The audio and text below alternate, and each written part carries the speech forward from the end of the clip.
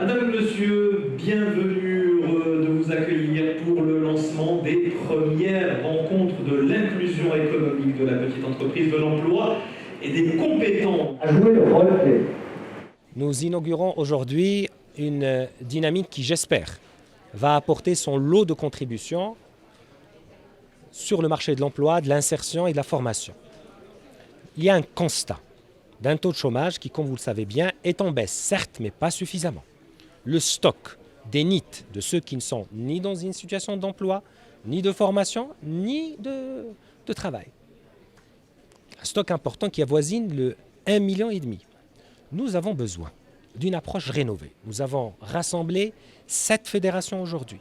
Nous avons rassemblé des entreprises pionnières. Nous avons signé des conventions pour environ 8000 emplois, dont la majorité démarre en 2023. Et nous avons témoigné d'entreprises qui emploient environ 10 personnes par jour aujourd'hui, sur toute l'année, chaque jour de l'année, et qui recherchent des compétences.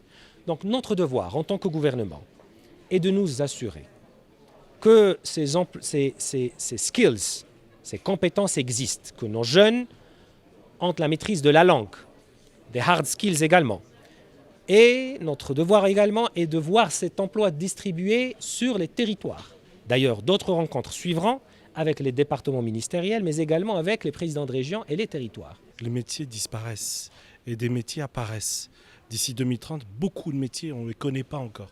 Et le digital, il nous bouscule là-dessus. Donc c'est pour ça qu'il va falloir travailler d'une manière agile, essayer, donc grâce à cette agilité, d'anticiper nos besoins régulièrement. Et pas attendre tous les ans, tous les 2 ans. Régulièrement, fréquemment. Travailler parce que moi je me mets à la place des écoles qui se posent la question, qu'est-ce qu'ils ont besoin? Ils n'ont pas à se poser la question. Ils doivent avoir les professionnels à leur côté et leur dire, dites-nous ce dont vous avez besoin.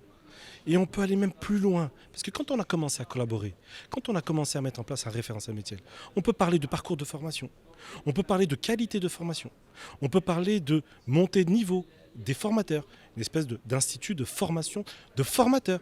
Parce que ces formateurs, il y en a, ils ont 5 ans, 10 ans, 15 ans d'expérience.